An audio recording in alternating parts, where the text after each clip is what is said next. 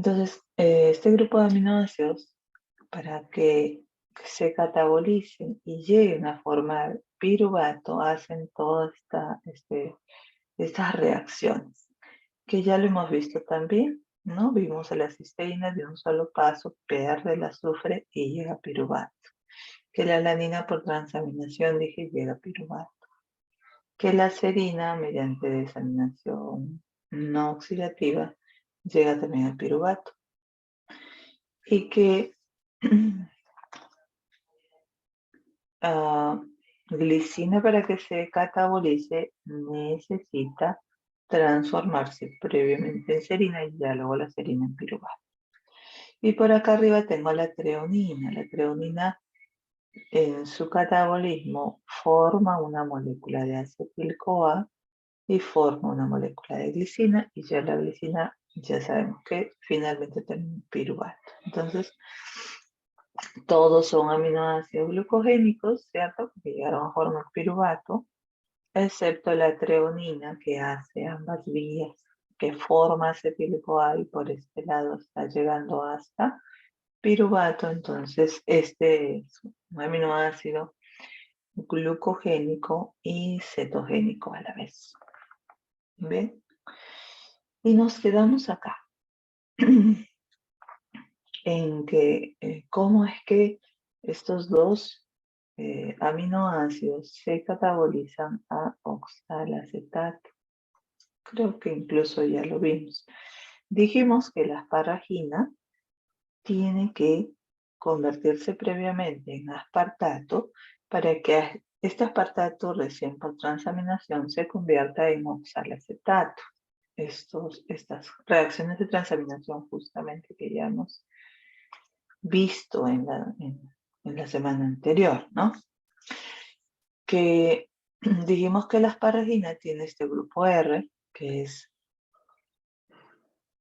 parecido al aspartato, es solo que, pues, en vez de este grupo carboxilo que tiene el aspartato, tiene la asparagina un grupo amino, que es lo que estamos viendo acá, ¿no? Eso los diferencia. Entonces, ahí necesitamos de esta enzima, la asparaginasa, decíamos que con ayuda de una molécula de agua, saque este grupo amino y sale como ion amonio. Y entra ahí el oxígeno para convertirse en el grupo carboxilo que tiene el aspartato, ¿no?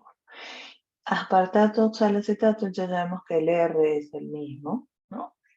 Que son un par interconvertibles, decíamos, de una reacción de transaminación con este aspartato, que es un aminoácido, se forma este cetoácido, cetoglutarato, ¿cierto? Entonces, acá está. El aspartato se está transaminando con el alfa-cetoglutarato. Muy común, decíamos, la participación de este alfa-cetoglutarato en las reacciones de transaminación. Entonces, se está donando este grupo amino hacia el alfa-cetoglutarato, acá, para convertirse en una molécula de glutamato. ¿Okay? Por lo tanto, el aspartato recibe acá en este carbono, está recibiendo el oxígeno para convertirse en una cetona, ¿no? Y se forma el cetoácido oxalacetato. Esta reacción dijimos que se cataliza mediante la enzima aspartato aminotransferasa. ¿Qué otro nombre recibe esta enzima? ¿Quién me puede decir? ¿Qué otro nombre recibe esta enzima aspartato aminotransferasa?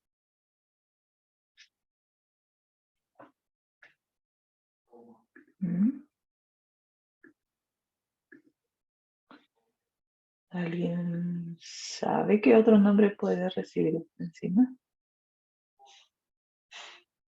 No, hemos visto en la práctica las reacciones de transaminación. Hemos visto la reacción entre aspartato y alfa-cetoglutarato. que forman glutamato y oxalacetato. También la reacción se puede dar a la inversa, ¿cierto? También puede reaccionar el glutamato o el oxalacetato para convertirse en aspartato y alfa-cetoglutarato. Entonces, ¿cuáles son los sustratos acá? Tengo homosustratos, glutamato y tengo oxalacetato. Entonces, la enzima también puede recibir ese nombre, glutámico oxalacético transaminasa, ¿no? O también conocida como aminotransferasa. También mencionamos que la asparaginasa, esta enzima puede ser utilizada como agente quimioterápico en la leucemia linfoblástica aguda. Decíamos allí que en este tipo de cánceres las células toman a la asparagina como alimento. Entonces el objetivo acá es que se catabolice esa asparagina para que no tenga disponibilidad de este nutriente, en este caso de esta célula, ¿no? Muy bien. Vamos a continuar y vamos a ver ahora qué aminoácidos son los que terminan formando alfa-cetoglutarato en su catabolismo. Ya me imagino de que si es alfa-cetoglutarato, pues tiene que ser el glutamato primero, ¿no? Y que justamente este glutamato, por reacción de desaminación oxidativa, puede ser, por reacción de transaminación también podría ser, se transforma en alfa-cetoglutarato. Entonces digo que se ha catabolizado alfa-cetoglutarato. Y los demás aminoácidos primero tienen que llegar a glutamato para que de ahí se conviertan en alfa-cetoglutarato. Por ejemplo, por este lado yo tengo la glutamina. La glutamina, que ya hemos hablado también de la glutamina y decíamos que cuando la glutamina se forma para llevar esos amonios que han sido liberados en distintos tejidos, ¿no? Y que cuando llega al hígado o cuando llega al riñón hace una reacción inversa a su síntesis en la cual se vuelve a convertir a glutamato y libera ese grupo amino y sale como amonio. Entonces acá está sucediendo lo mismo. Estamos hablando del catabolismo de este aminoácido. Se termina transformando en glutamato y luego en alfa-cetoglutarato.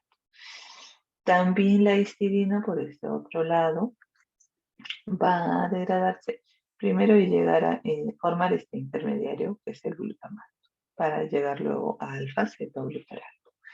Acá en este catabolismo de la histidina yo voy a ver la participación del tetrahidrofolato, ¿no? Que les dije, esos cofactores que voy a necesitar en distintas reacciones del catabolismo de estos aminoácidos. Bueno, luego vamos a ver a detalle estas reacciones. También tengo otros aminoácidos que primero llegan como intermediario común, tienen al gamma semialdehído glutámico y que luego llegarán al glutamato, finalmente en alfa-cetoglutarato. ¿Quiénes llegan a gamma semialdehído glutámico? Tengo a la arginina, que previamente se convierte en ornitina, y esta ornitina en gamma semialdehído glutámico. También por acá la prolina llega a formar este intermediario común, ¿no?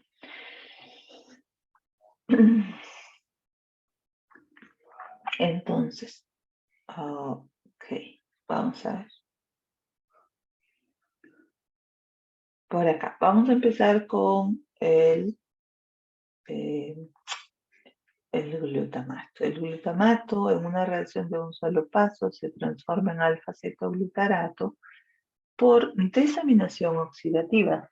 Si recuerdan, en una desaminación oxidativa yo dije que participa la enzima glutamato deshidrogenasa, que requiere de NADP en este caso, el cual se reduce.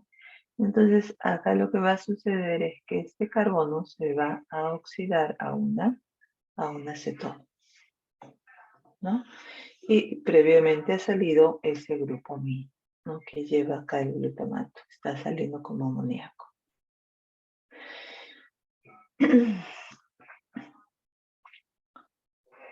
En el caso de la glutamina,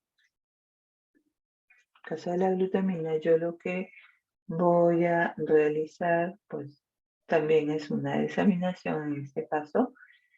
En el R decíamos que, fíjense, este R con este R del glutamato. Difieren ambos en este grupo amino que lleva la glutamina, ¿no? En el caso del glutamato tiene este grupo carboxilo. Entonces, es por ello que decíamos que la glutamina pues me ayuda a llevar esos nitrógenos, esos amones que han sido liberados en su estructura porque lleva 2 ahí. Entonces, cuando llega la glutamina al hígado o al riñón, tiene que catabolizarse mediante la enzima glutaminasa. Entonces, acá estamos viendo eso, que está perdiendo ese grupo amino y está saliendo como amoníaco. Sale. Siempre acá necesitamos de una molécula de agua, entonces en ese carbono ingresa ese oxígeno, esa molécula de agua, y se forma este aminoácido nuevamente, que es el glutamato, para que luego se desamine, se transforme en alfa-cetoglutarato. Entonces la glutamina y el glutamato han llegado a alfa-cetoglutarato. Por lo tanto, les pregunto qué tipo de aminoácido vendrían a ser estos 2 aminoácidos, glutamina y glutamato. A ver, si me escriben en el chat, quiero ver si me están siguiendo. A ver, vamos a ver. ¿Qué tipo de aminoácidos son? ¿Son aminoácidos glucogénicos o son aminoácidos cetogénicos? ¿Qué vendrían a ser? A ver, ¿quiénes están acá? A ver, Ana, ¿qué tipo de aminoácidos serían estos 2 aminoácidos, glutamina y glutamato? ¿Cetogénicos? Cetogénicos, cuando yo digo, Piero dice que es glucogénico. Cuando digo Piero que es un aminoácido cetogénico. Cuando formamos acetil-CoA. Cuando formamos acetil-CoA. Y acá no estoy viendo formación de acetil-CoA, o puede ser que forme acetoacetato, no directamente este cuerpo cetónico. En cambio acá yo estoy viendo que he formado alfa-cetoglutarato, ¿no? Si yo he formado alfa-cetoglutarato, entonces es intermediario del ciclo de Krebs, por lo tanto digo que es un aminoácido glucogénico. ¿De acuerdo? Bien, entonces vamos a continuar y vamos a ver ahora el aminoácido prolina. Dice acá la prolina también se convierte en alfa-cetoglutarato, entonces eso quiere decir que este también va a ser un aminoácido glucogénico, ¿cierto? Este catabolismo se da en las mitocondrias. Y el nitrógeno de este aminoácido, de la prolina, es retenido, dice, de principio a fin, en el cual voy a ver pasos de oxidación y formación de estos compuestos. Delta 1 pirrolina 5-carboxilato y luego ese anillo en la pirrolina se abre para convertirse en glutamato gamma semialdehído. Y finalmente ese glutamato, gamma semialdehído termina oxidándose al glutamato, ¿no? Yo dije que acá la prolina tenía un intermediario común. Primero el glutamato semialdehído porque es intermediario también de 2 aminoácidos que dije, arginina y ornitina, pero siempre terminan formando glutamato, ¿no? Y al final ese glutamato, por reacción de transaminación, se convierte en alfa-cetoglutarato. Entonces veamos cómo es mi aminoácido prolina. Este es mi aminoácido prolina. Esta es la estructura de la prolina. Tiene acá su grupo carboxilo, tiene acá su grupo amino, tiene este anillo pirrólico, que vendría a ser la prolina. Lo que va a suceder acá es que va a participar esta primera enzima que se llama prolina deshidrogenasa con ayuda del NAD, el cual está llevando los hidrógenos, estos 2 hidrógenos de la prolina, para reducirse y por lo tanto acá se está formando un doble enlace, ¿no? En esa estructura cíclica. Este es el primer compuesto que les decía, delta 1, pirrolina 5, carboxilato. Que luego esta pirrolina 5 carboxilato abre su estructura, decíamos, ¿no? Este anillo se va a abrir, se va a romper acá. La estructura que con ayuda de una molécula de agua, pues va a entrar el oxígeno a este nivel, ¿no? En este carbono. Está entrando el oxígeno y los hidrógenos acá con el grupo amino. Entonces, he formado un nuevo compuesto, que este compuesto es muy similar al glutamato, fíjense. Glutamato hace rato dije que tiene CR, CH2, CH2 y tenía acá un grupo carboxilo, pero en este caso tengo un grupo aldehído. Entonces, esta estructura es la que hemos llamado glutamato 5-semialdehído. Se parece al glutamato. Y que luego por otra enzima, la glutamato semialdehído deshidrogenasa, se va a oxidar este grupo aldehído a un carboxilo ya para transformarse en glutamato. ¿Ven? Acá también he requerido de la presencia del NADS para que ayude a la enzima deshidrogenasa, el cual se está reduciendo. Igual que acá arriba, ¿no? NADS y se está reduciendo también. Bueno, ahora el glutamato ya sabemos que tiene que transformarse en alfa-cetoglutarato. Entonces acá por una reacción de transaminación, con ayuda del cetoácido piruvato, este aminoácido le transfiere el grupo amino, el piruvato lo va a convertir en aminoácido alanina. Y de este glutamato se forma el cetoácido cetoglutarato, que también ya conocemos y sabemos y hemos revisado. Entonces yo pregunto ahora, ¿cuál vendría a ser la enzima que participa en esta reacción de transaminación? Porque acá solo dice una transaminasa, ¿verdad? Pero nosotros ya hemos hecho en la semana las reacciones de transaminación. A ver, y específicamente esta reacción con el glutamato y el piruvato. ¿Qué enzima yo requiero para esta transaminación?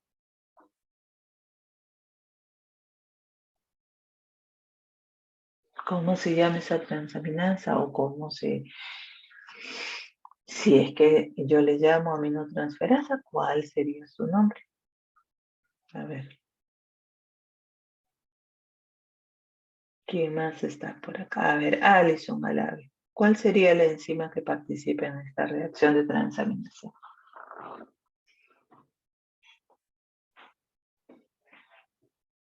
¿No está Alison?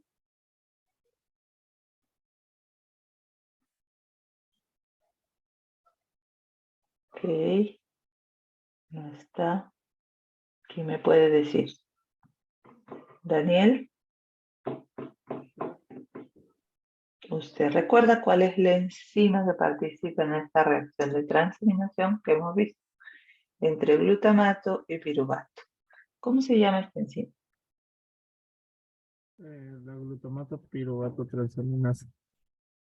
La glutámico pirúvico transaminasa. Y tiene otro nombre esta enzima también, ¿no? ¿Cuál es este otro nombre? Alanina aminotransferasa. La alanina aminotransferasa, correcto.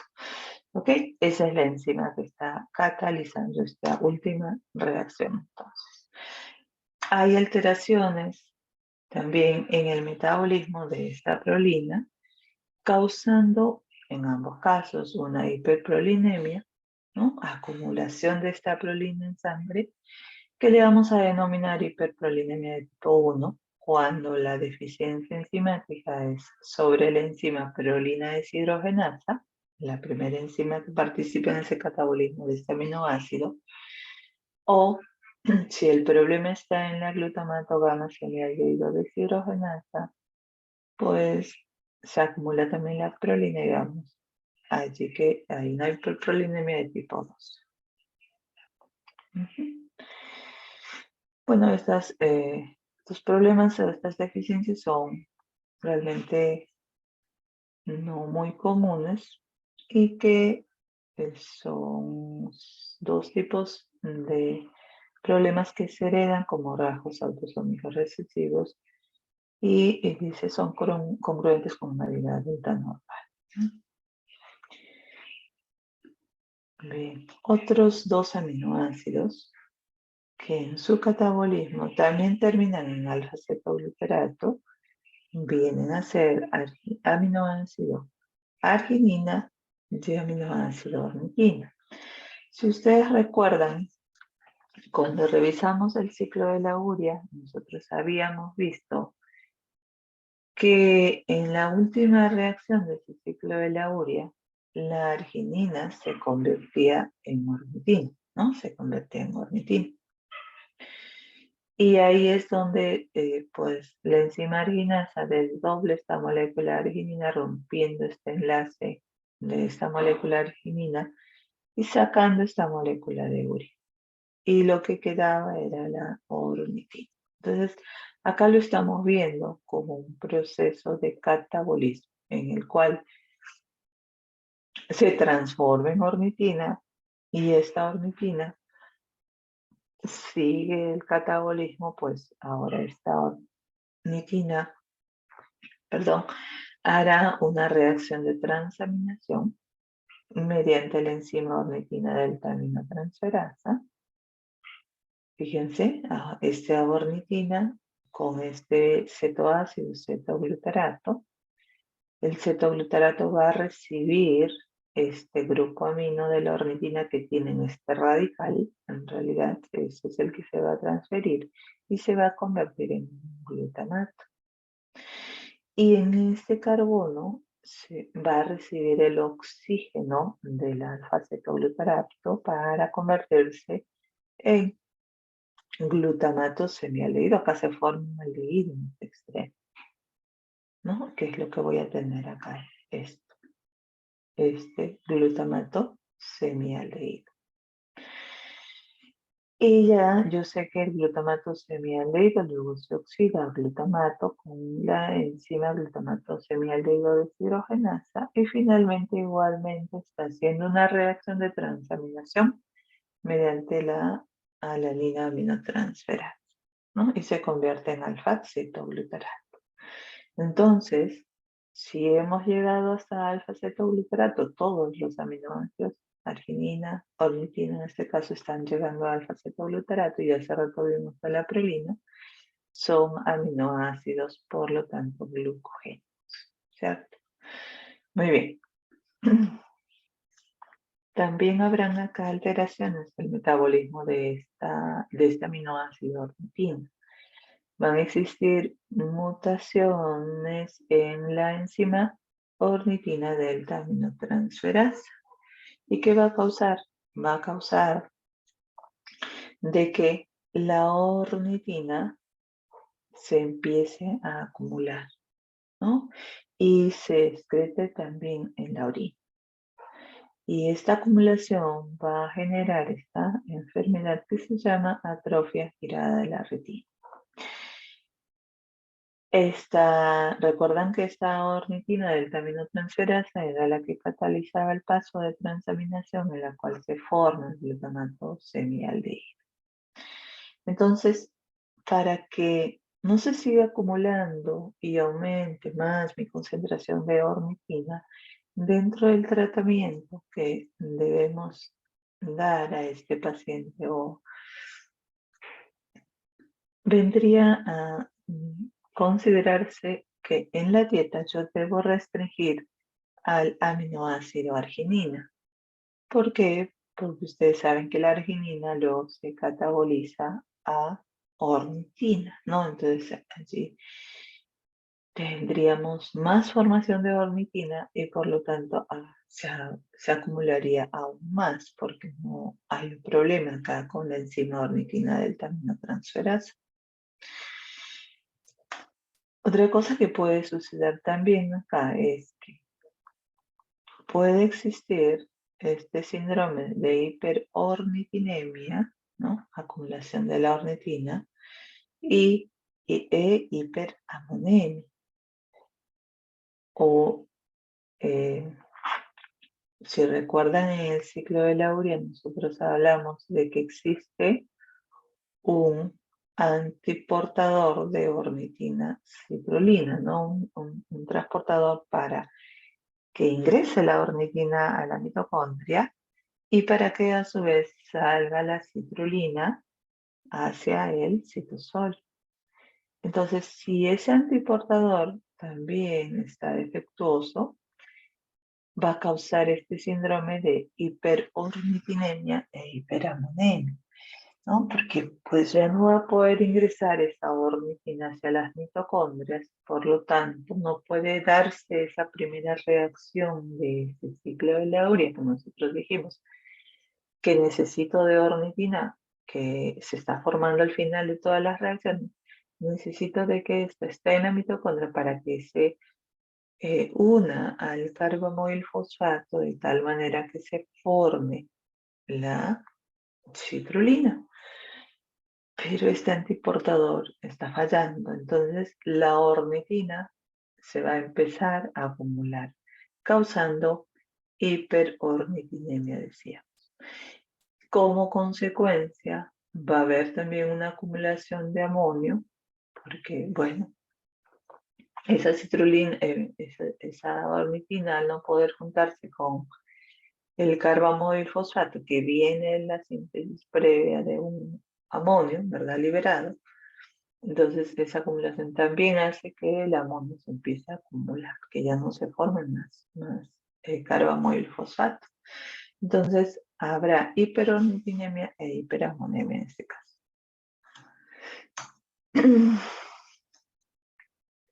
Bien, aminoácido histidina también se convierte en alfa-cetoglutarato. En este catabolismo de la histidina vamos a ver la formación de un compuesto que se llama urocanato primero, luego el 4-imidazolona 5-propionato y finalmente el compuesto N-formiminoglutamato. Para que este N-formimino, bueno, que tiene acá un grupo formimino, ese glutamato, se lo transfiera a una molécula de tetrahidrofolato para formar glutamato.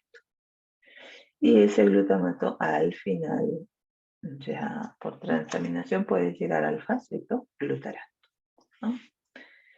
Este es entonces el catabolismo del aminoácido histidina. ¿Qué tengo acá? Este aminoácido histidina que tiene estos grupos funcionales, su carboxilo, su grupo amino, que es lo normal, y tiene todo este radical, ¿no?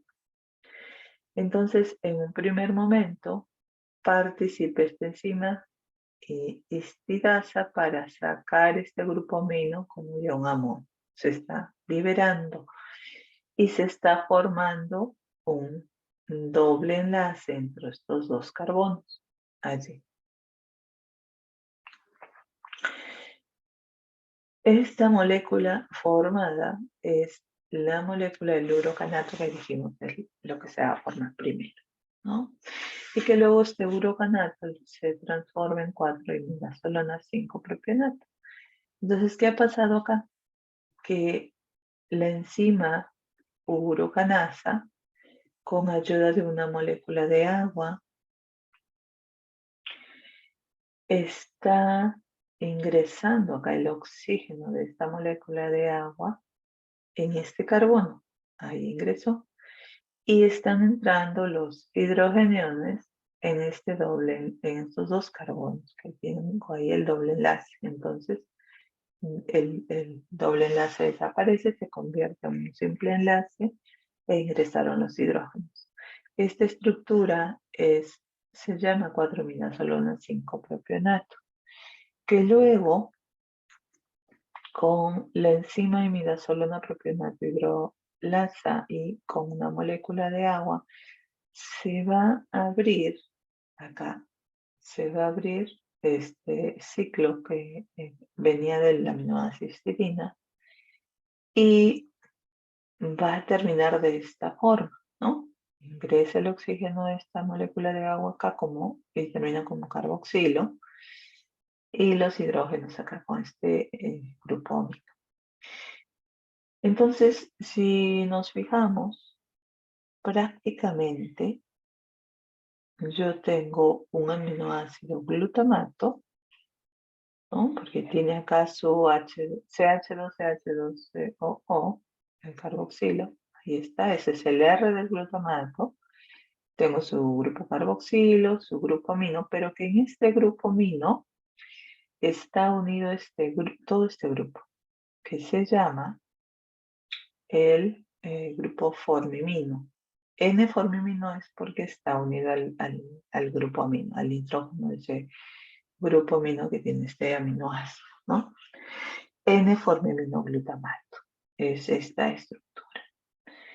Que para que se convierta a glutamato, yo tengo que deshacerme de este grupo formimino. Entonces, ¿quién lo va a recibir? Lo va a recibir un tetrahidrofolato. ¿Qué vitamina necesito para obtener este tetrahidrofolato en mi organismo? ¿Qué vitamina B es el folato? A ver qué me dice, qué me escribe.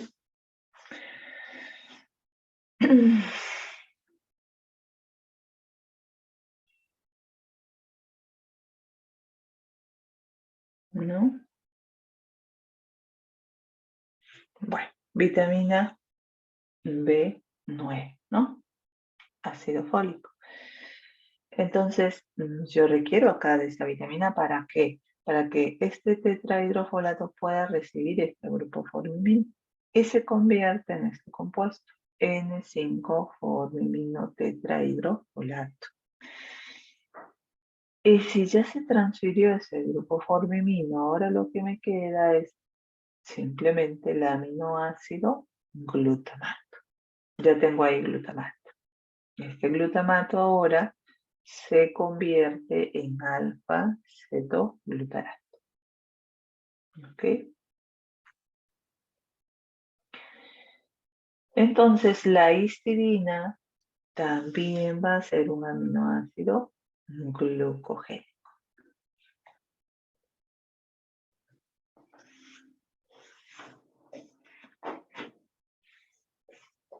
Bien, habrán también alteraciones en este metabolismo de la histidina y justamente lo voy a observar aquí, ¿no? Que cuando hay deficiencia de ácido fólico, pues ya no se va a poder recepcionar ese grupo formimino, no se va a poder transferir ese grupo formimino, de tal manera que se va a empezar a acumular este compuesto, N-formiminoglutamato.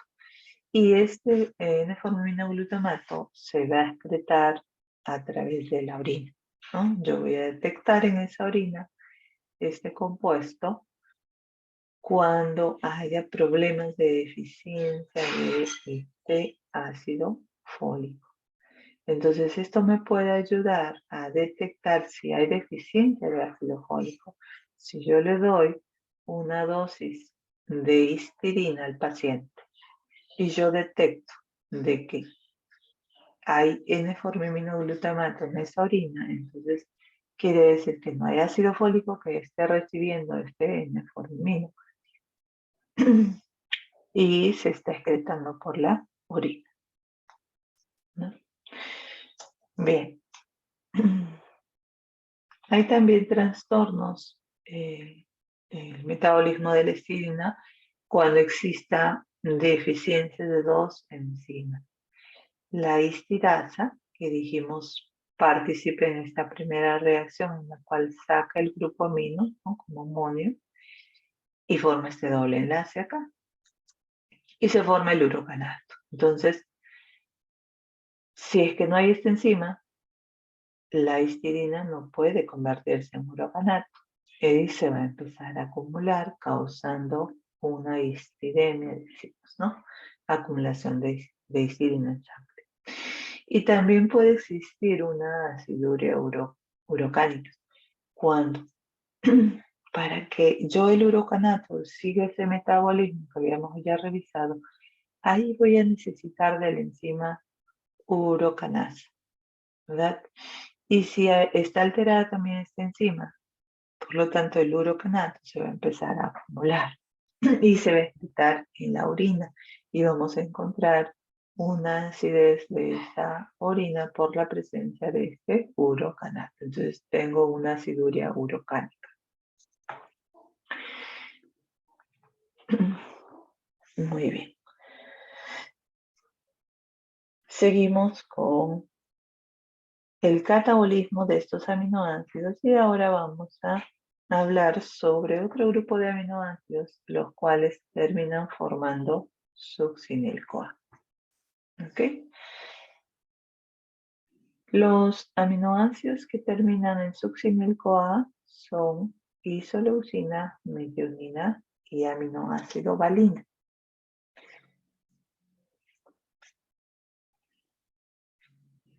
Todos ellos llegan en su catabolismo a formar succinil-CoA, pero previamente forman un intermediario común que vendría a ser el propio NIL-CoA para que luego se transforme en succinil-CoA. Que ya nosotros hemos revisado, ¿no? Esas reacciones de propionil a succinil-CoA cuando vemos la degradación de ácidos grasos de cadena impar. Ok.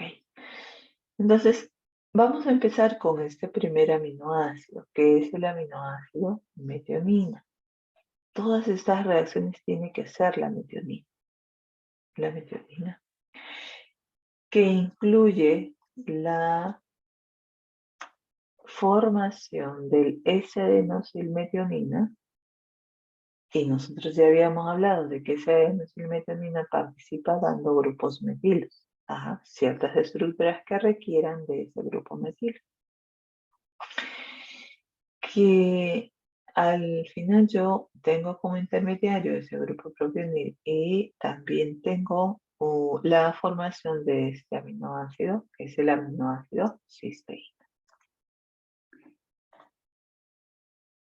Ok.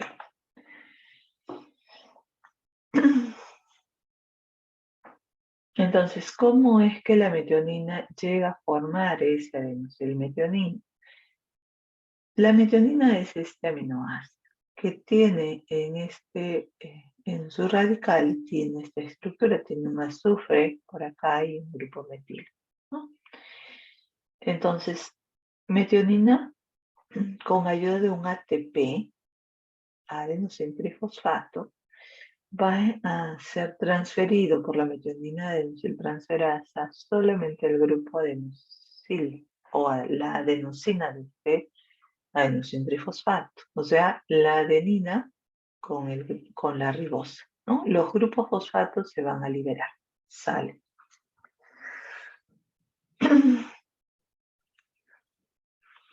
Lo que he formado allí, digo, es el S-adenosilmetionina o SAM, S-adenosilmetionina o SAM, el cual me va a servir para donar estos grupos metilos que tiene acá unido al azufre. Hay aceptores de estos grupos metilos que hemos visto. Hay muchas reacciones que voy a necesitar de estos grupos metilos. Y una vez que ya se transfirió ese grupo metilo, va a quedar sin ese grupo metilo la estructura que ahora se va a llamar S-adenosil homocisteína.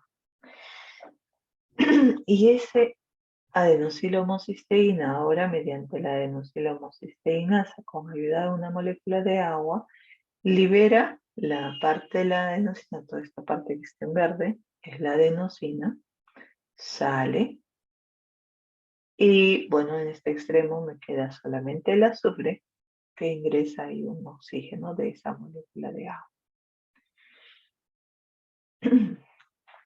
Entonces, esta nueva estructura que tengo es la homocisteína. Es la homocisteína. La homocisteína puede regresar a formar metionina por este lado. O sea, vamos a ver en un momento de que esta homocisteína puede empezarse a acumular, ¿no? Una vía de desemboque es que regrese nuevamente a formar metionina, ¿sí? Pero como estamos viendo catabolismo, eso sería esa síntesis, como estamos viendo catabolismo acá, vamos a ver ahora de que ese homocisteína va a terminar transformándose en otros compuestos. Vamos a ver luego. En este caso, en esta lámina, me indica de que yo requiero para que esa homocisteína se transforme nuevamente en metionina, yo requiero de vitamina B12 y yo requiero también de tetrahidrofolato. ¿Ok? Entonces, que tener en cuenta que necesito para ese metabolismo de la homocisteína de estas dos vitaminas. ¿Ok? Sigamos viendo ese catabolismo de la homocisteína. Acá me quedé. Entonces, homocisteína tendrá que transformarse en cistationina.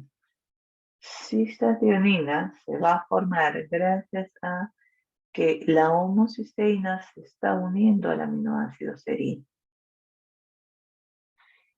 Serina es un aminoácido que tiene como radical el CH2OH. Fíjense que toda esta serina ha entrado a unirse acá, al azufre de esta molécula de homocisteína. Pero yo les decía que el radical de la serina es CH2 y además tiene un OH. Ese OH salió con el hidrógeno de la sulfidrilo que tiene acá esa homocisteína, está saliendo como molécula de agua. Y se está uniendo este grupo metil al azufre, ¿no? El metil de la serina. Entonces, acá también requiero de una enzima que se llama cistationina sintasa para que se forme la cistationina mediante la unión de homocisteína y serina.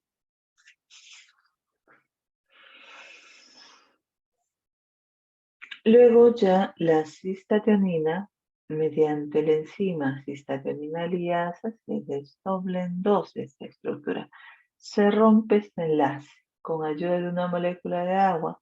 Se está rompiendo este enlace para que pues salga toda esta parte de la estructura. ¿Qué vendría a ser? El aminoácido cisteína. Y todo lo que está en negro está quedando, pero previamente también se está eliminando este grupo amino que tiene, está saliendo como amoníaco, y ese carbono está recibiendo el oxígeno de la molécula del agua para transformarse en este cetoácido que es el alfa-cetobutirato. Okay, alfa-cetobutirato.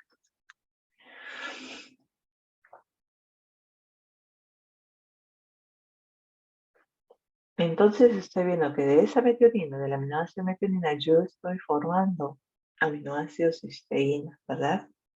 O en ese catabolismo también puedo decir del aminoácido metionina, formo cisteína. Y por acá esta cisteína luego tendrá que catabolizarse y hemos visto al inicio de que esta cisteína llega a formar piruvato. Continuamos con el catabolismo de esta metionina y nos habíamos quedado en la lámina anterior en que se formó este alfa-cetobutirato y esta cisteína.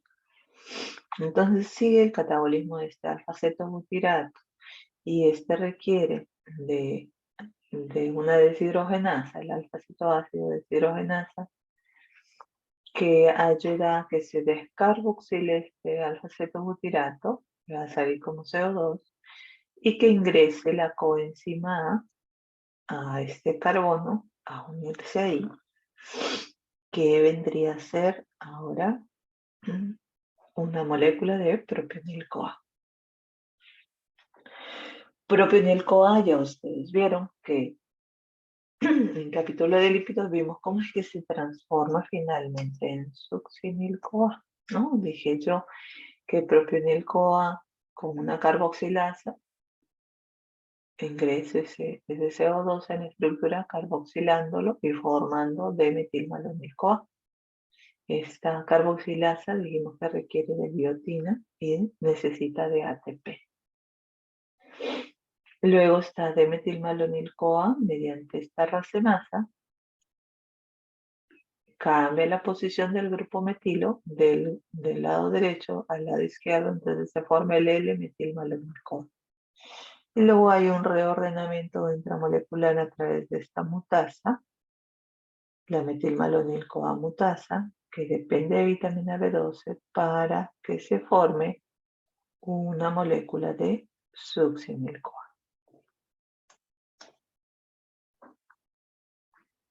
Mencionaba hace un momento de que los niveles de homocisteína, ¿no?, pueden aumentar. La homocisteína que vimos en ese catabolismo de la metionina puede aumentar por distintos motivos y causar una hiperhomocisteinemia, digo. Que esa hiperhomocisteinemia está asociado mucho con enfermedades cardiovasculares. Esta hiperhomocisteinemia también está asociada a defectos en el tubo neural, espina bífida y anencefalia.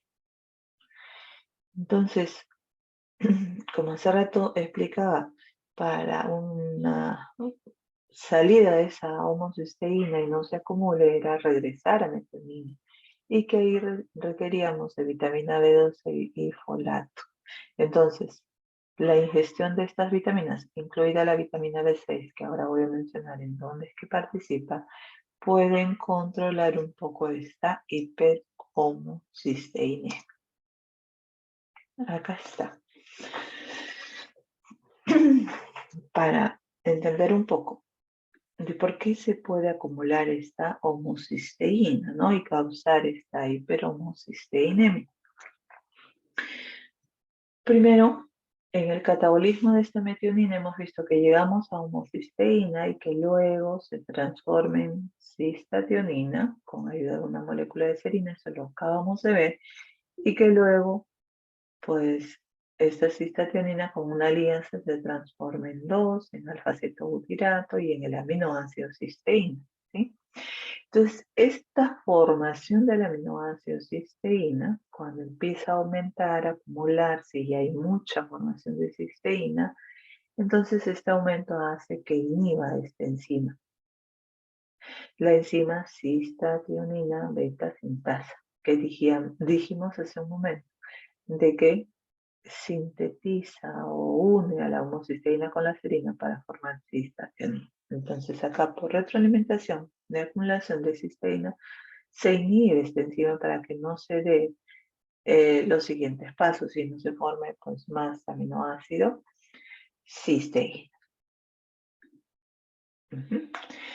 Entonces se empieza a acumular la homocisteína. Esta enzima, cistationina beta sintasa, es dependiente de piridoxalfosfato, de vitamina B6. Ahí es donde entra la otra vitamina que les decía, ¿no?, la vitamina B6. Entonces, ¿qué le toca hacer a la homocisteína? Si se empieza a acumular mucho, tendrá que regresar a metionina, ¿no? Y para que regrese a metionina, yo requiero de estas otras dos enzimas. Una es esta de acá, es la N5N10 metileno tetrahidrofolato reductasa. ¿Qué hace esa enzima? Reducir el N5N10 metileno tetrahidrofolato a N5-metilo tetrahidrofolato. Entonces, si es que hay un problema también de efecto enzimático, no voy a poder formar N5-metilo tetrahidrofolato. ¿Y para qué quiero ese N5-metilo tetrahidrofolato? Para que me pueda dar el grupo metilo a la vitamina B12, y esta vitamina B12 finalmente es la que pasa a la homocisteína para convertir en metionina. Porque si recuerdan, entre metionina y homocisteína, lo único que les diferencia es un grupo metilo, que en ese azufre hay un grupo metilo. Entonces requiero de ese grupo metilo. Además, acá, en este paso, se requiere de otra enzima, que es la metionina sintasa. Esa metionina sintasa también puede fallar y por lo tanto no va a poder convertirse esta homocisteína en metionina.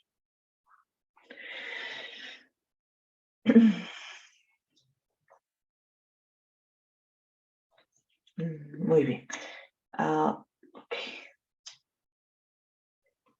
Cambiamos a otros dos aminoácidos que en su catabolismo también llegan a formar succinil-CoA, ¿no? En el caso anterior vimos que la metionina llegaba a succinil-CoA y por ahí puedo decir que es un aminoácido glucogénico.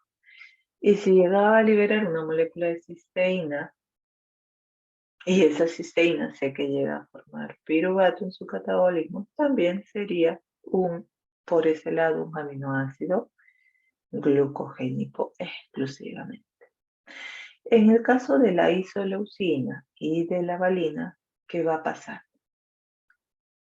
En esas reacciones son reacciones comunes para, 3 reacciones que son comunes para ambos aminoácidos. Luego ya las reacciones van cambiando, pero al final llegan al mismo intermediario que es la propionil-CoA. ¿Ok? Entonces,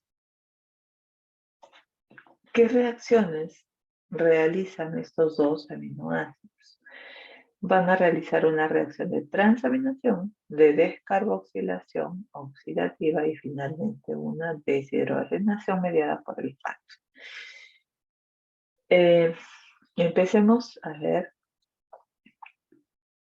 acá con esta primera reacción en la cual he dicho va a haber una transaminación, pero estoy denotando al aminoácido con radicales acá. Recordar que la isoleucina y la valina son aminoácidos de cadena ramificada, ¿ok? Son aminoácidos de cadena ramificada. Y fíjense que en el R1 tiene, en el caso, para yo decir que es isoleucina, tendría que tener como R1 un grupo metilo y como R2 al grupo etilo. Y si es valina, pues a ambos radicales vendrían a ser un grupo metilo. ¿Ok? Un grupo metilo. Entonces, si o isoleucina o valina hacen reacción de transaminación, pues allí va a requerir de alfa-cetoglutarato para que reciba el grupo amino y se transforme en glutamato. Y por lo tanto acá ingresa el oxígeno, ¿no? Ahí está. Se forma una cetona, digo, se formó los cetoácidos de cadena ramificada también, ¿cierto? Que si viene de la isoleucina, está formando el alfa-ceto beta metilvalerato, que si viene de la valina, forma el alfa-ceto isovalerato. ¿Ok? La segunda reacción que tienen que hacer es una descarboxilación oxidativa en la cual participa una deshidrogenasa y tiene que unirse a una coenzima y se forma el acil-CoA. ¿Ok? A ver, primero se descarboxila, saca este grupo carboxilo, sale como CO2 y luego recibe la coenzima, ¿no? Este carbono se une a la coenzima y se forma el acil-CoA, que si viene de isoleucina forma el alfa-metilbutiril-CoA y si viene de la valina forma el isobutiril-CoA.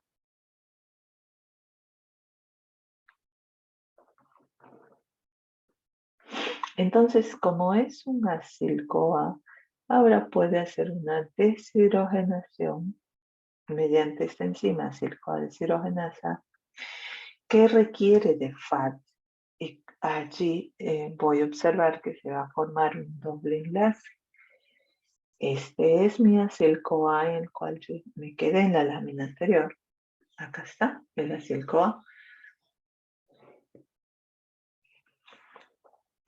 Este acil-CoA deshidrogenasa en presencia de FAD saca 2 hidrógenos de la estructura anterior para que se reduzca y acá se forma el doble enlace, ¿no? Estamos viendo que si viene de isoleucina, estoy formando este compuesto, diglil-CoA, y si viene de aminoácido valina, también he formado un doble enlace allí, que vendría a ser este compuesto, metilacrilil-CoA.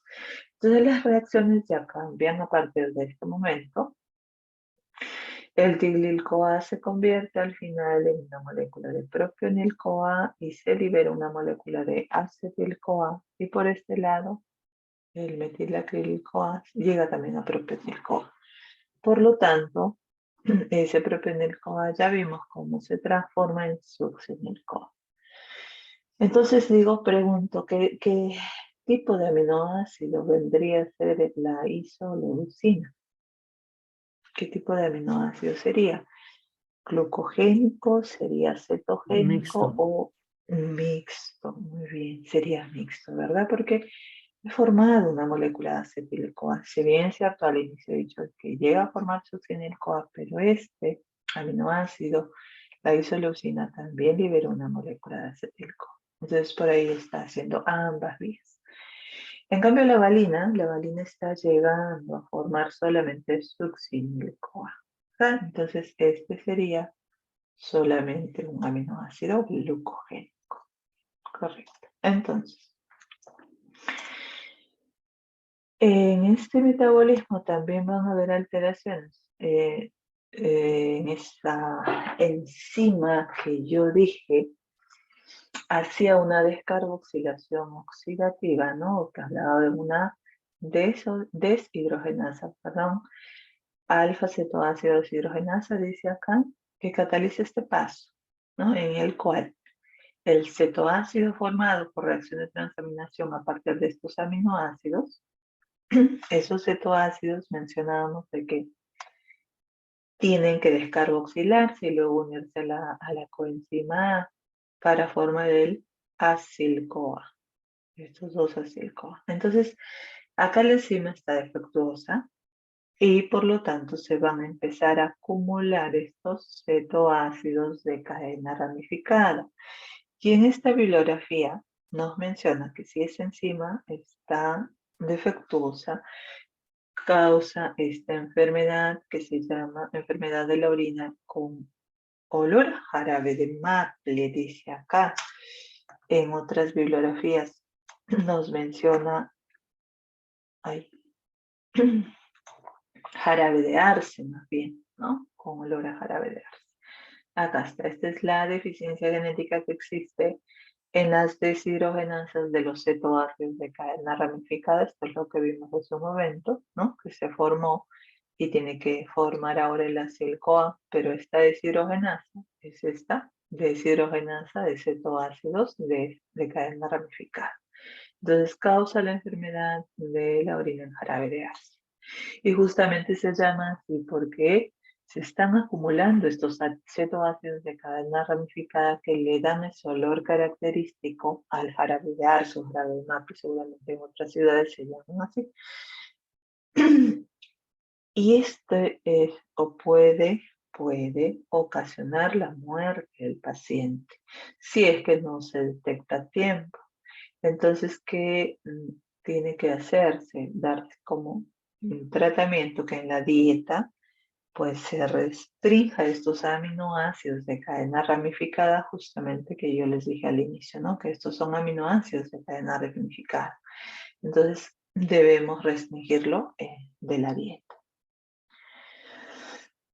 Muy bien. Vamos a pasar ahora a ver otros dos aminoácidos, bueno, que terminan formando acetoacetato o acetil-CoA. Hablo de la leucina y hablo de la lisina. Allí. A ver. Primero, La leucina yo lo había puesto en el grupo de los aminoácidos exclusivamente cetogénicos, recuerden, ¿no? Y es que la leucina al final de su catabolismo llega a formar acetil-CoA y acetoacetato. Entonces, si forma estos compuestos, son aminoácidos exclusivamente cetogénicos, que solo hay uno, no leucina. Hay otras bibliografías que le decían que la lisina también lo catalogan como tal, pero ahora vamos a ver el porqué, que le he puesto en el otro grupo. Bueno, la leucina también en sus reacciones de catabolismo hacen estas mismas reacciones que hemos visto para isoleucina y aminoácido valino.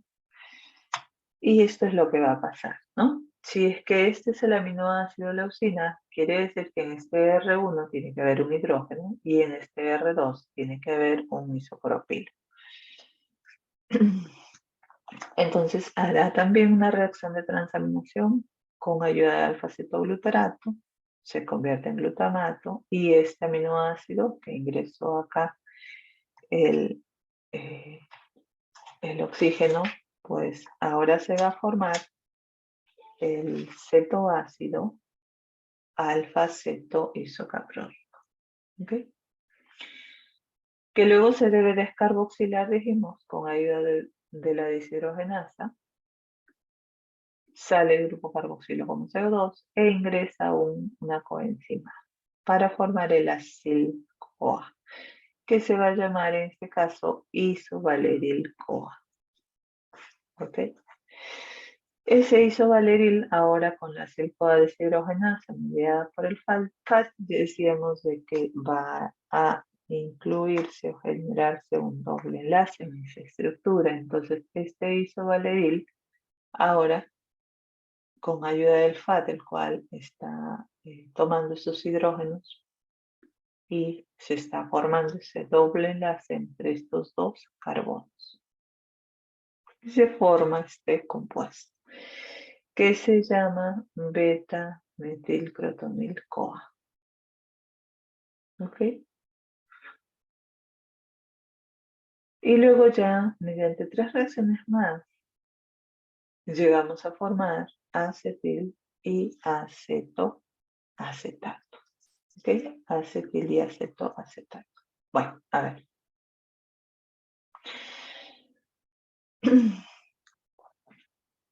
Aminoácido cetogénico, por lo tanto. La lisina también decíamos de que, pues, sería un aminoácido cetogénico porque al final de su catabolismo yo veo que forma acetoacetato y también libera una molécula de acetil-CoA. En todo este catabolismo de este aminoácido, fíjense, todas estas reacciones hace, voy a observar de que se van a eliminar dos sustancias de desecho, perdón, una, ¿no? Pero dos moléculas de este caso CO2. Y acá estoy viendo también que está liberando una molécula de glutamato. Este es el motivo, la razón por la cual algunas bibliografías lo consideran como un aminoácido glucogénico a la vez. Porque si llega glutamato, ¿en qué se va a catabolizar ese glutamato? A ver, ¿qué me dice? ¿En qué termina formando el glutamato? Dije por transaminación o por desaminación oxidativa, el glutamato tiene que llegar a Alfa-cetoglutarato. alfa-cetoglutarato, ¿cierto? Entonces por allí forma un intermediario del ciclo de Krebs y por lo tanto puedo decir que está haciendo ambas vías, ¿no? Formo alfa-cetoglutarato y por acá está formando acetoacetato. Muy bien. Entonces, lisina en su catabolismo, primero, lisina es todo este aminoácido, tiene todo este radical, ¿no? 4 carbonos con un grupo amino en el extremo, entonces es un aminoácido básico. Lisina empieza con la enzima sacaropina deshidrogenasa para que pues incluya en su estructura el alfa-cetoglutarato. Si se fijan, toda esta parte en rojo es el alfa-cetoglutarato que ha ingresado allí. cetoácido, ¿verdad? Alfa-cetoglutarato cetoácido, que se unió al aminoácido glicina. Esta molécula se llama sacaropina. Y luego esa sacaropina, mediante la enzima sacaropina deshidrogenasa, va a desdoblar en dos esta estructura, llevándose el grupo amino de lo que era el aminoácido lisina, que va a salir como aminoácido glutamato, ¿no? Ya sabemos que el alfa-cetoglutarato forma glutamato. Entonces, se ha liberado ahí una molécula glutamato. Y lo que queda termina oxidándose. Este carbono que está acá termina oxidándose a un aldehído, ¿no? Por eso requiero acá de enlace, el cual se está reduciendo. Y ese carbono se está oxidando a un aldehído. Entonces he formado, digo, el alfa-aminodipato 6 semialdehído, que luego una deshidrogenasa nuevamente lo oxidará nuevamente con ayuda de la NADP y la enzima aminodipato semialdehído deshidrogenasa. Lo oxida a un grupo carboxilo. Se formó el alfa-aminoadipato. Me quedé acá en alfa-aminodipato, que ya se oxidó este carbono. Y ahora hace una reacción de transaminación. Requiero de la enzima aminoadipato aminotransferasa para convertirse en un nuevo cetoácido, ¿no? Este alfa-aminodipato se forma el alfa-cetoadipato. Porque ingresó acá en ese carbono que tenía el grupo amino que lo está transfiriendo al alfa-cetoglutarato y convirtiéndose en aminoácido glutamato, acá entra el oxígeno y se forma este nuevo cetoácido, el alfa-cetoadipato.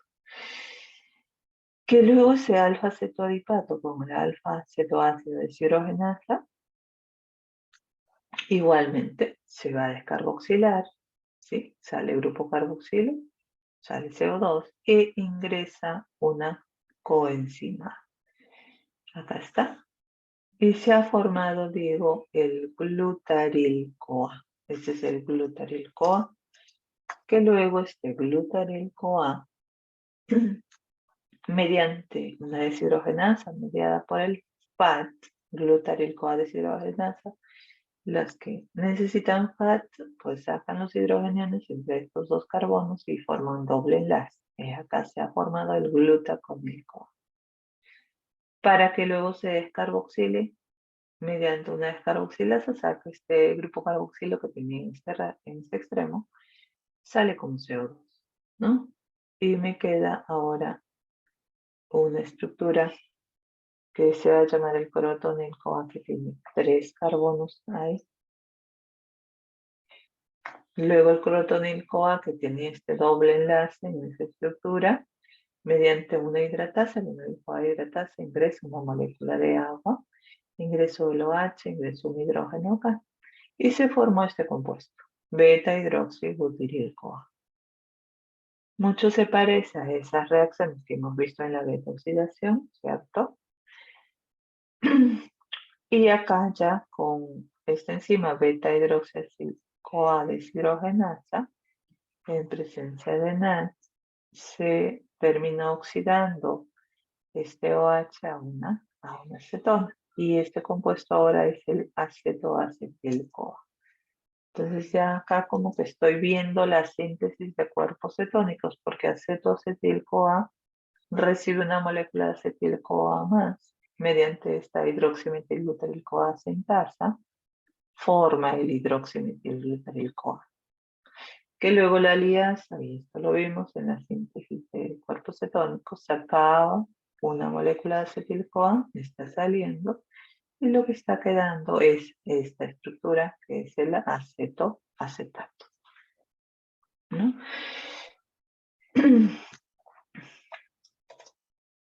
Entonces, este aminoácido lisina terminó formando acetato, pero por ahí dijimos que el glutamato lleva alfa-cetoglutarato, entonces es un aminoácido glucogénico y cetogénico a la vez.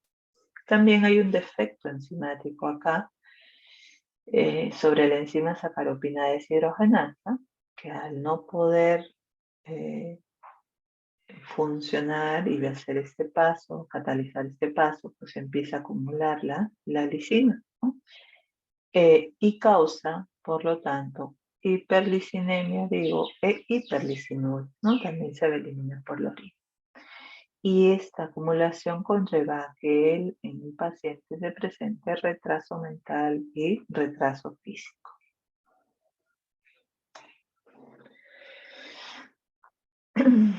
Bien, tengo ahora al aminoácido triptófano, el cual tiene que catabolizarse y en ese catabolismo, como es un aminoácido que empieza con T, dije, tiene que ser ambas vías. ¿Qué estoy viendo acá? Que en ese catabolismo el aminoácido llega a formar acetoacetato y libera un aminoácido alanino. ¿Cómo lo está haciendo? Bueno, este es el triptófano, que tengo acá su grupo carboxilo, su grupo amino, y toda esta parte viene a ser el radical del triptófano, ¿no? Entonces empieza ese catabolismo a través de la triptófano 2,3-dioxigenasa para ingresar 2 moléculas de oxígeno en esa estructura. Y está ingresando acá en este carbono y en este de acá. Ahí están entrando los 2 oxígenos. Se ha formado este compuesto. Ahora se llama N-formilquinurenina, que luego con una enzima formamidasa saca un grupo forminino, bueno, saca como un ácido fórmico en realidad, ¿no? Está sacando este extremo, este carbono, como un ácido fórmico, para ello ha requerido una molécula de agua. Y me está quedando esta estructura de esta manera, que vendría a ser la quinurenina. La quinurenina ahora, mediante una enzima, quinurenina monoxigenasa, 3-monoxigenasa, y con ayuda de oxígeno y nada de pH, se convierte en 3-hidroxianilato. ¿Qué ha pasado acá? Que ha ingresado un hidroxilo en este anillo benceno, tiene ahora un hidroxilo. Que luego la enzima quinureninasa, dependiente de pireoxalfosfato, lo va a romper en 2, ¿no? Con ayuda de una molécula de agua rompe la estructura en 2. Se rompe este enlace. Se rompe este enlace y todo lo que está en verde está saliendo como aminoácido alanino. Y todo lo que está quedando vendría a ser el 3-hidroxiquinurenina. 3-hidroxiquinurenina. Entonces, este 3-hidroxiquinurenina sigue las reacciones y va a llegar a formar alfa-cetoadipato. Y ese alfa-cetoadipato ya hemos visto en las reacciones de aminoácido, del catabolismo del aminoácido lisina, de que pues llega al final a formar acetoacetato. Por lo tanto, este aminoácido, ¿por qué digo que es un aminoácido que hace ambas vías? Que vendría a ser un aminoácido glucogénico y cetogénico a la vez. A ver, ¿qué dice Piero? ¿Por qué sería glucogénico y cetogénico? Por la formación de alanina, doctora, y cetogénico por la formación de acetoacetato. Ya, porque dice que por la formación de alanina, Transaminación, ¿en qué se va a convertir la alanina? también en piruvato. En piruvato, ¿no? Entonces ese piruvato, sé que por formar piruvato, yo digo que es un aminoácido glucogénico. Ok. Muy bien, entonces.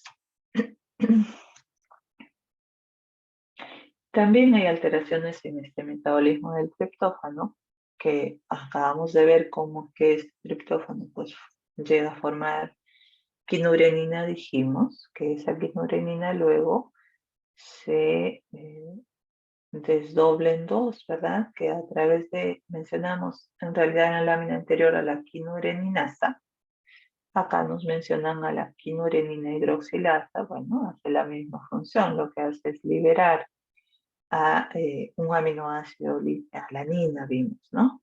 Y bueno, y al final forma el acetoacetato, pero importante decir acá que este aminoácido es precursor de un compuesto que es el NAT y el FAT, ¿no? Yo requiero de este aminoácido para formar NAT y el FAT. Entonces, puede presentarse deficiencia de vitamina B6, lo que va a causar de que este paso no se pueda dar, ¿no? Porque esta enzima, la quinureninasa o quinurenina hidroxilasa, requiere de pirinosal fosfato. Entonces, los pacientes que presentan deficiencia de vitamina B6 no se puede dar, lo que obliga a tomar una vía menor de metabolismo de ese triptófano, llegando a formar estos otros metabolitos que se eliminan por la orina. Pero lo más importante acá es que no voy a poder formar NAT y NADP, que sabemos que tanto la niacina como el triptófano son precursores del NAT y el NADP. Entonces van a causar esta enfermedad que deben haber visto cuando hablaron de vitaminas, espero con la doctora Ho, ¿no? Que causa la pelagra. Y esta pelagra puede causar dermatitis, diarrea y demencia en el paciente. Finalmente, ocasiona la muerte de ese paciente.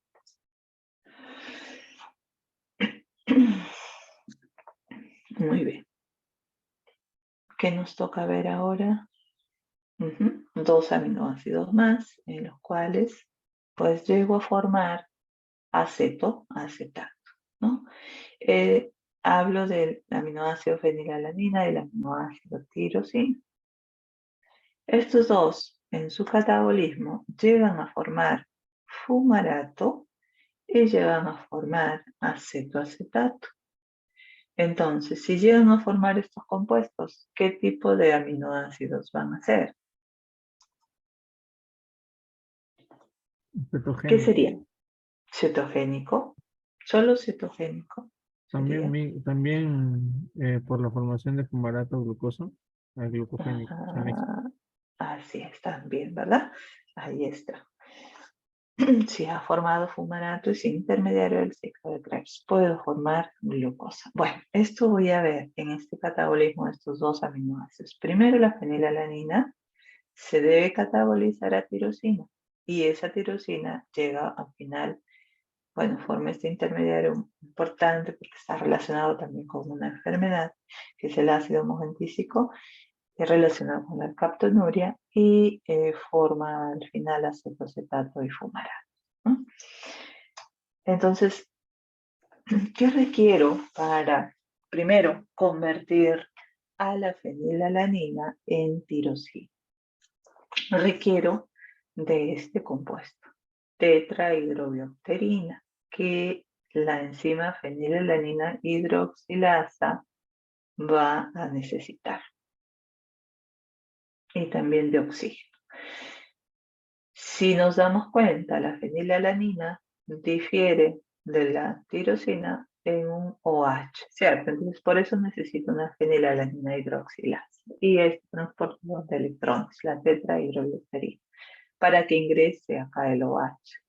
Eso es tirosina. Entonces, cuando la tetrahidrobiopterina participa en esta reacción, se convierte en dihidrobiopterina porque da esos hidrógenos a esa estructura de la tirosina, ¿no? Y esto requiere de que, bueno, a ver, para empezar, la tetrahidrobiopterina se puede sintetizar a partir del GTP, pero también yo requiero de GTP para otras funciones y formar otros cofactores, lo que me obliga a que yo resintetice tetrahidrobiopterina a partir de esta dihidrobiopterina. Entonces, este paso para que se dé requiere de esta enzima, dihidrobiopterina reductasa, ¿no? Bueno, se puede entonces formar tetrahidrobiopterina y tener disponibilidad para volver a realizar esta reacción. Eso es un estado normal que se debe dar para el catabolismo de este aminoácido. Formada la tirosina a partir de fenilalanina por la fenilalanina hidroxilasa, ahora esta tirosina hace toda esta vía de metabolismo, en el cual realiza una primera reacción de transaminación, que vendría a ser con la enzima tirosina aminotransferasa, ¿no? Va a pasar este grupo amino seguramente a un alfa-cetoglutarato, se convertirá en glutamato y por acá ingresa el oxígeno, ¿no? Para convertirse en este cetoácido. Este nuevo cetoácido formado se llama para-hidroxifenilpiruvato, que luego se descarboxila y a su vez se oxida esta cetona a un grupo carboxilo. Este es el ácido homogentísico. ¿Sí? Se descarboxiló, salió una molécula de CO2 y este carbono se oxidó a un carboxilo. Este es el ácido homogentísico. Ahora este ácido homogentísico, mediante la enzima homogentizato oxidasa, se convierte en este compuesto maleil acetoacetato y luego este maleil en fumaril acetoacetato.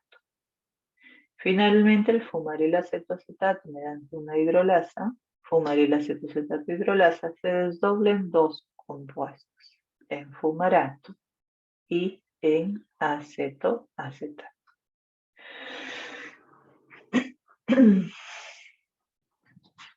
Muy bien.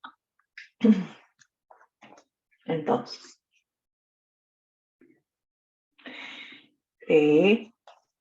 visto ya toda esta vía de catabolismo de este aminoácido, y vamos a ver también acá alteraciones en el metabolismo de estos, de ambos, ¿no? Uno conlleva al otro.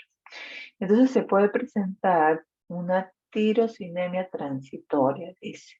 Esta se va a observar en los recién nacidos, especialmente los que son prematuros, que van a presentar una tirosinemia transitoria, ¿no? Se va a empezar a acumular esa tirosina. En la mayoría de los casos se presenta como un problema benigno y lo que se tiene que hacer es restringir a la proteína de la dieta que hace que la tirosina de esa manera pues vuelva a sus concentraciones normales, ¿no? El problema acá para que se presente esta tirosinemia transitoria es que la enzima para hidroxifenilpiruvato, dioxigenasa, no está, pues al ser un niño prematuro, no está bien desarrollada, ¿no? Es propio de la inmadurez de estos niños. Entonces, por eso no hay actividad. Entonces, también es importante acá un suplemento ascorbato, ya que la enzima requiere de este ascorbato para tener actividad, ¿no? De tal manera que ayude a que se puedan reducir esos niveles de tirosina. También se podría causar una tirosinemia de tipo 2, decimos. Y esto sucede por un déficit genético de esta enzima, la tirosina aminotransferasa, que decíamos, pues, realiza esa reacción de transaminación en el primer paso, ¿no? De conversión de tirosina al cetoácido. En este caso, cuando hay un déficit genético de esta enzima, puede llevar a lesiones en el ojo, y en la piel y también presentar problemas neurológicos en estos pacientes. El tratamiento conlleva a que se dé una dieta baja en tirosina y por supuesto también baja en fenilalanina, porque sabemos que esa fenilalanina luego se va a convertir en tirosina, ¿verdad? Muy bien. Hay una tirosinemia, decimos de tipo 1 también, o también llamada tirosinosis, causada también por un defecto genético de la enzima fumarilacetato hidrolasa que catalizaba este último paso que dijimos ya desdobla en dos la estructura del fumarilacetoacetato, en fumarato y en acetoacetato. En esta deficiencia se asocia con la insuficiencia hepática que va a presentar este paciente a causa de esta deficiencia genética y van a presentar un olor corporal que es parecido al olor del repollo, ¿no? Y puede presentarse muerte en el primer año de vida también.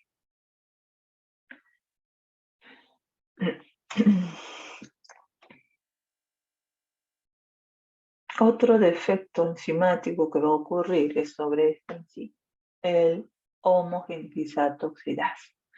Yo dije que necesito de esta enzima para que este ácido homogentísico o el homogenizato se convierta en malilacetoacetato.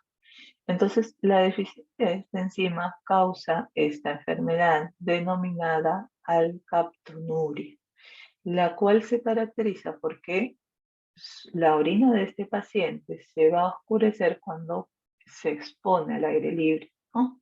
Al medio ambiente. Y esto es porque se oxida este ácido homogentísico que se está excretando ahí en esa orina. En estos pacientes también se va a presentar la artritis, ¿no? En etapas tardías y una pigmentación del tejido conjuntivo que se le denomina ocronosis debido a que este ácido homogentísico que se está acumulando se está oxidando a un compuesto que se llama acetoacetato benzoquinona y este se polimeriza y se une al tejido conjuntivo y se observa esta coloración oscura en este tejido. Esta es la alcaptonuria, ¿no? La alcaptonuria,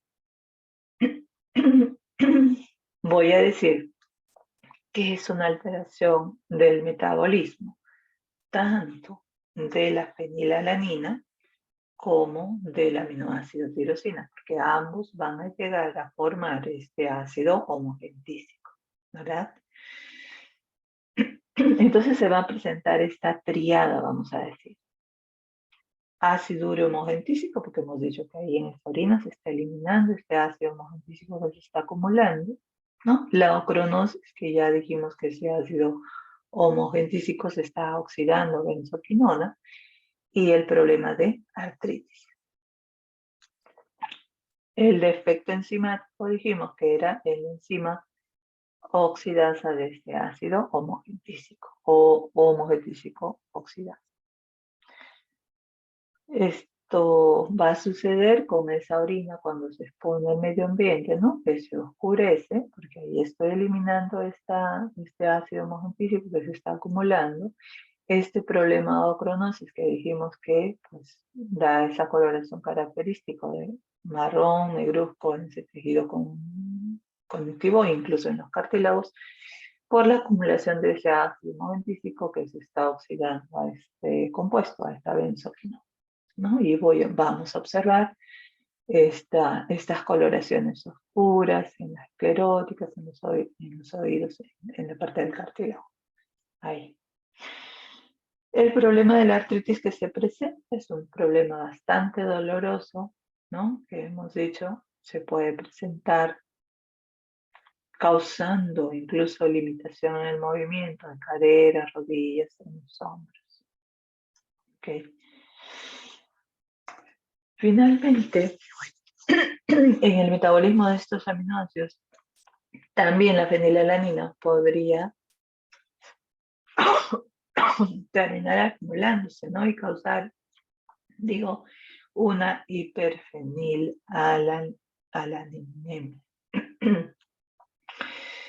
Y esta hiperfenilalanemia va a causar en los pacientes problemas neurológicos, crisis convulsivas, justamente por la acumulación de esta fenilalanina. ¿Por qué se puede acumular esta fenilalanina? Puede ser que el problema acá sea la fenilalanina hidroxilasa, ¿verdad? Pero además, como depende de cofactores como la tetrahidrobiopterina, entonces puede haber un problema de déficit de dihidrobiopterina reductasa. ¿Cuál es la dihidrobiopterina reductasa? Esta enzima. ¿Qué dije que hacía esta dihidrobiopterina reductasa? La necesito para poder yo reconstituir esta tetrahidrobiopterina. A partir de la dihidrobiopterina, ¿verdad? Yo formo tetrahidrobiopterina a través de esta enzima. Pero además dije de que podría formar a partir del GTP la tetrahidrobiopterina, que bueno, por ahí es más complicado, de todas maneras se puede hacer. Pues también puede haber un defecto en la biosíntesis de esta tetrahidrobiopterina a partir de esa molécula de GTP. ¿No? Entonces, ¿qué tenemos que hacer en estos casos?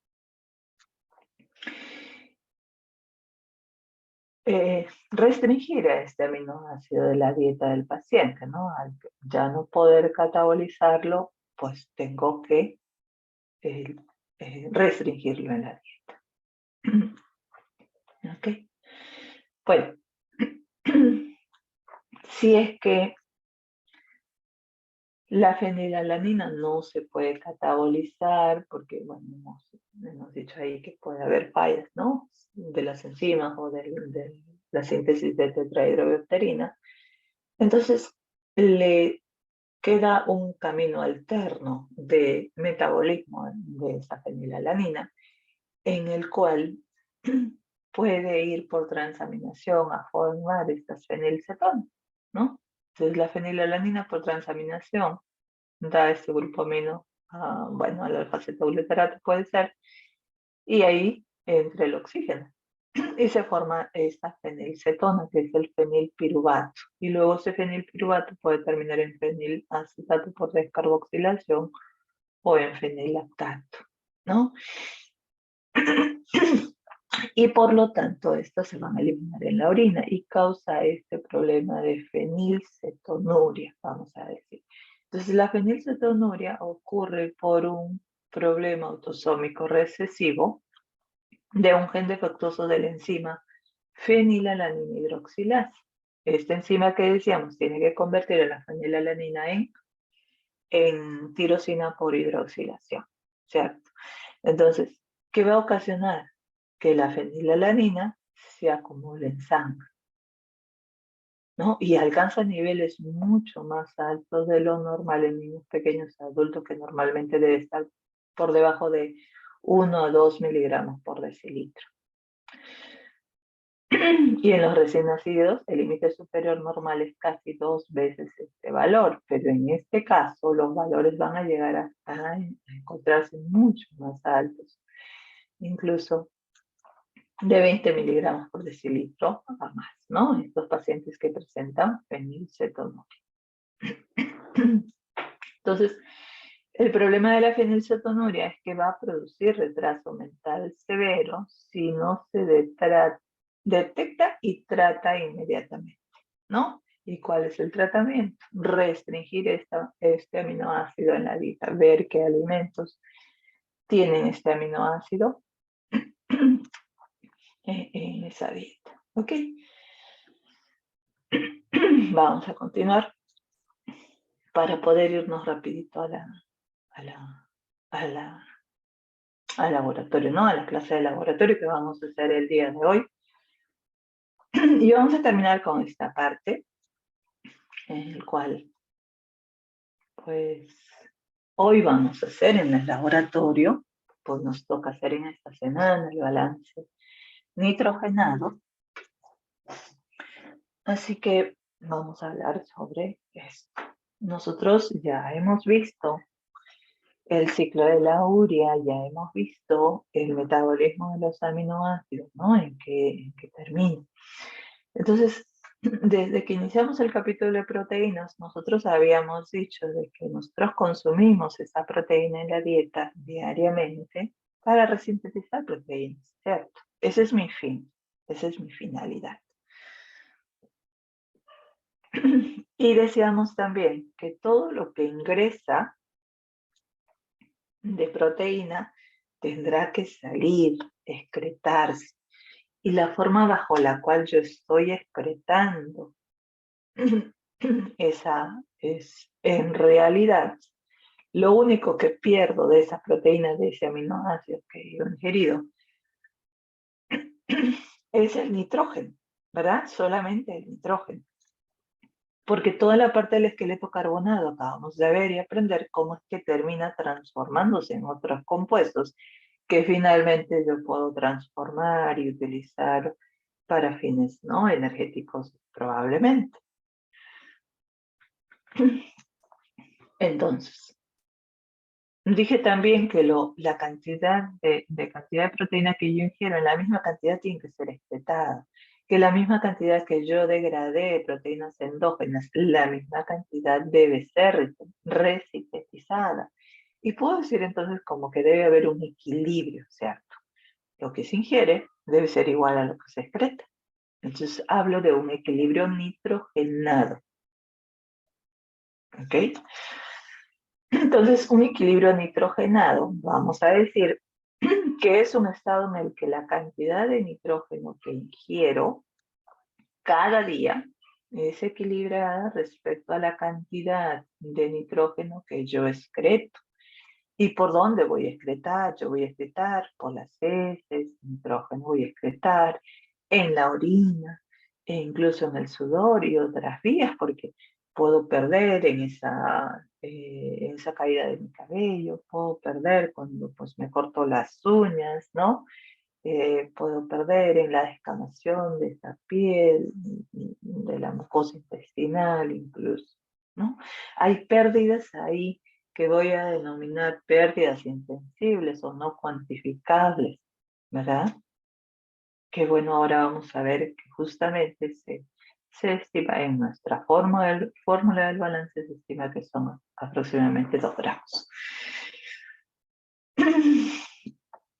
Muy bien, entonces la cantidad, decíamos, excretada por todas estas vías, dice sin que se produzca ningún cambio neto en la cantidad de nitrógeno del organismo.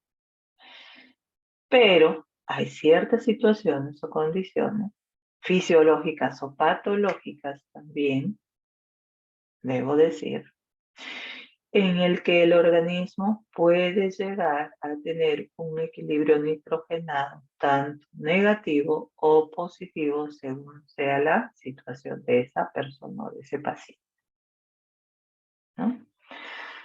Entonces, las formas bajo las cuales yo pierdo nitrógeno, ¿no? Las formas químicas o los metabolitos bajo las cuales yo pierdo nitrógeno a través de esa orina son estas. Yo voy a eliminar urea porque yo aprendí de que ese amonio liberado del catabolismo de sus aminoácidos se tenía que terminar transformando en una molécula de urea, ¿no? También lo voy a perder como ion amonio. Ese hidrógeno lo pierdo como un ion amonio cuando dije que la glutamina tiene que llegar al riñón, tiene que llegar al hígado para que se desamine nuevamente, libere este amonio que lleva allí, ¿no? Y lo libera como ion amonio. Y lo elimino por la orina. También lo pierdo bajo la forma de creatinina, que aunque aún no hemos visto, no sé si ya han visto en fisiología, pero la creatinina se forma en el músculo, ¿verdad? A partir de una molécula de creatina, cuando el músculo requiere de energía en forma inmediata, pues convierte la creatinina en creatina y ahí se forma un ATP. Entonces, esa creatinina luego es eliminada en la orina, por eso es que ustedes, bueno, seguramente en fisiología van a hacer depuración de creatinina también. Y finalmente el ácido úrico, que también se va a formar y eliminar por allí. Entonces, de estos metabolitos que se eliminan en la orina, yo voy a ver de que el que elimina más cantidad es la molécula de urea, que se elimina en un 86%, ¿no? Según esta bibliografía, porque hay distintas bibliografías, pero lo importante acá, que este metabolito es el que yo voy a eliminar en mayor cantidad, la urea. ¿Qué le sigue en porcentaje? Fíjense acá, vendría a ser la creatinina que se está eliminando entre 4 y 5%.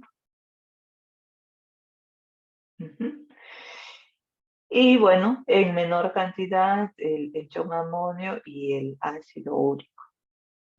¿Verdad? Que ya un poco que como que eso lo despreciamos o entraría en las pérdidas insensibles, ¿no? Muy bien. Entonces, en nuestra fórmula de balance, si yo he dicho que este nitrógeno tiene que estar en equilibrio, quiere decir que la cantidad que ingresa debe ser igual a lo que excreta.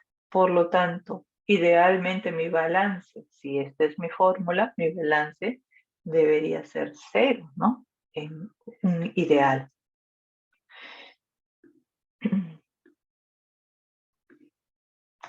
Ok, entonces yo tengo que tomar en cuenta, para hacer mi balance, cuánto de nitrógeno estoy ingiriendo. Y obviamente ese nitrógeno lo voy a obtener de la proteína que está ingiriendo mi paciente, ¿no? Entonces debo conocer cuántos gramos de proteína estoy ingiriendo en el día para luego dividir entre 6,25 y yo puedo obtener el nitrógeno que ingiero. Ese es lo que necesito para mi balance.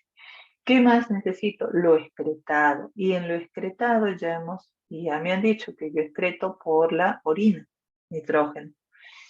Y que por la orina yo voy a excretar urea principalmente y creatinina que le sigue en cantidad, digamos, importante. Aunque hay algunos balances que desprecian la cantidad de creatinina y solo consideran la urea. Acá nosotros vamos a realizar en esta práctica ambos. Vamos a tomar la urea y vamos a tomar la creatinina y de esa urea y de la creatinina voy a obtener el nitrógeno para considerarlo como una excreción de nitrógeno urinario. Perdón. Pero que le tengo que sumar 2 gramos a esas pérdidas porque a través de las heces dijimos y otras vías por las cuales también pierdo nitrógeno, que no son cuantificables, entonces yo le sumo 2 gramos. Cuando no consideran a la creatinina, le suman 4 gramos acá, ¿no? Más o menos en forma, en lo máximo, porque va a depender allí. Puede ser 3, 4, 3, incluso 2.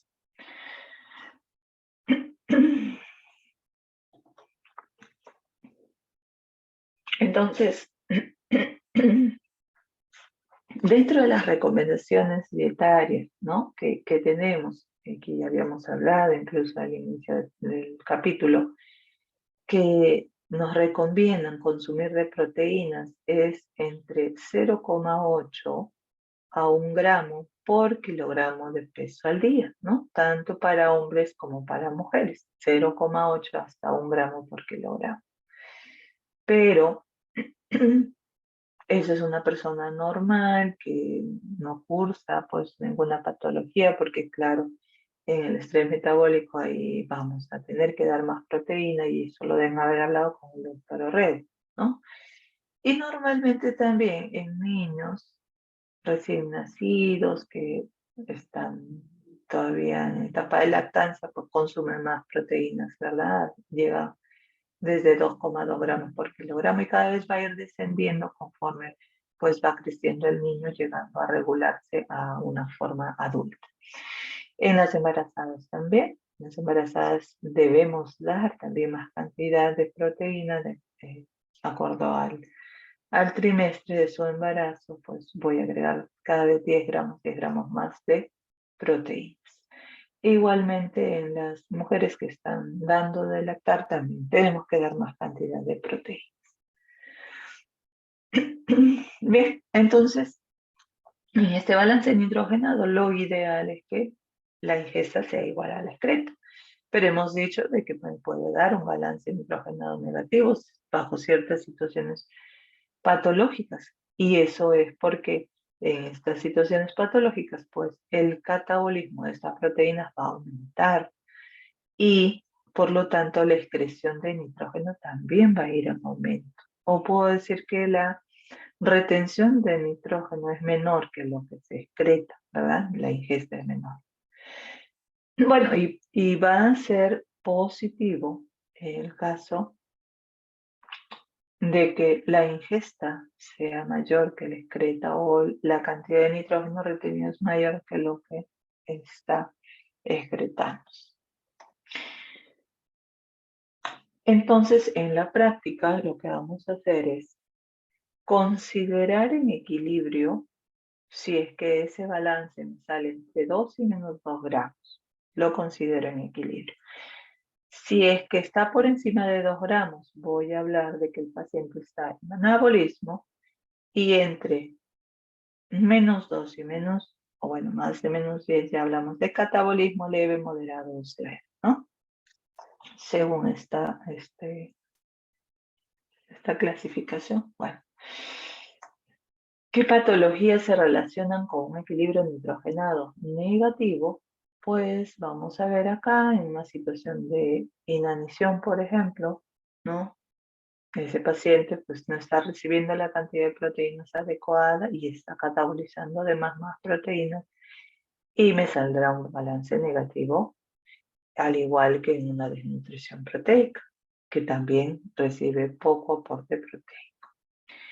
En la senetud va a suceder lo mismo y en una fiebre severa.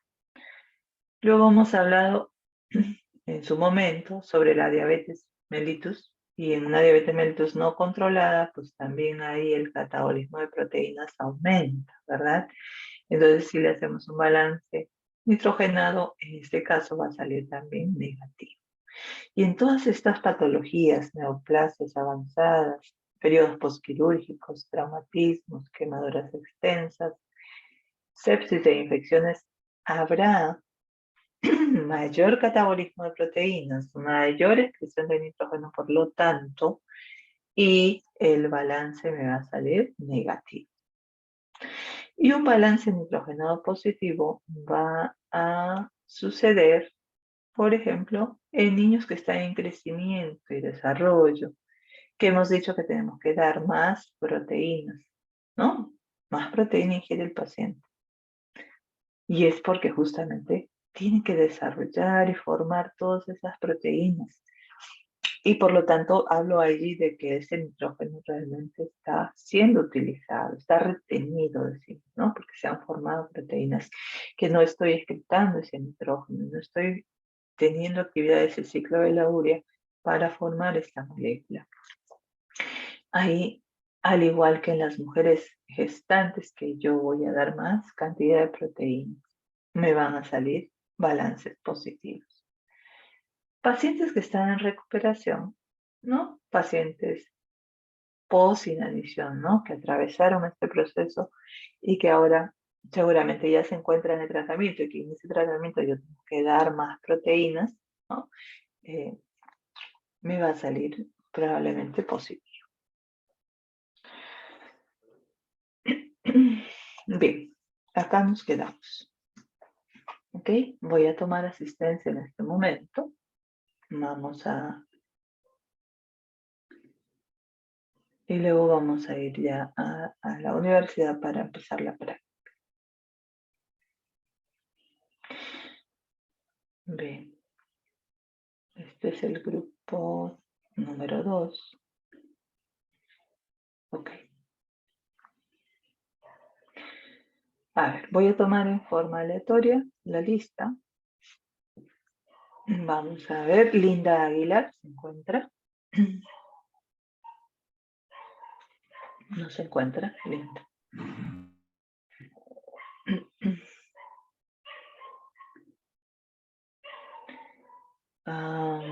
Alba Angie.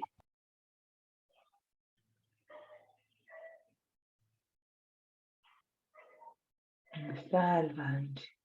Ok. Jorge. Buenos días, doctora. Aucahuasi, Bueno, presente. buenos días. Milagros Cajabamán. No está.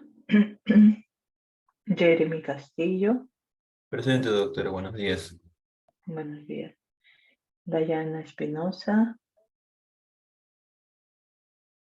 No está Dayana. Antonella Figini. Tampoco está. Noé Guerra. Presente, doctora. Buenos días. Buenos días. Ashley Herrera. Presente, doctora, buenos días. Buenos días. Cielo Humareda. Presente, doctora, buenos días. Buenos días. Viviana Leiva. No se encuentra.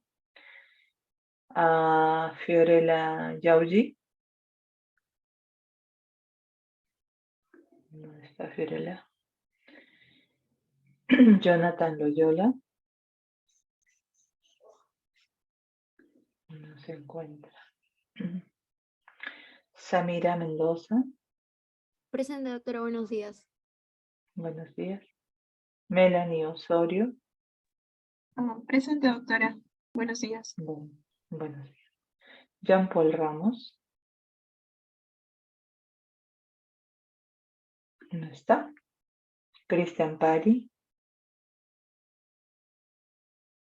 No está. Miguel Rodríguez. Presente, doctora, buenos días. Buenos días. Carlos Salvador. ¿No está? Carlos. Samantha. Samantha sí estaba. Presente, buenos días. Buenos días. Piero Vega sí está.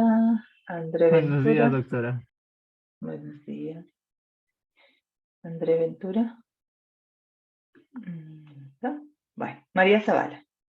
Presente, doctora, buenos días. Buenos días. Ok. Bien. Entonces vamos a grabar y nos vamos a la universidad, chicos, para la práctica. Bien. Vamos a finalizar la sesión. ¿Dónde se finaliza ahora? Cerca. Ya.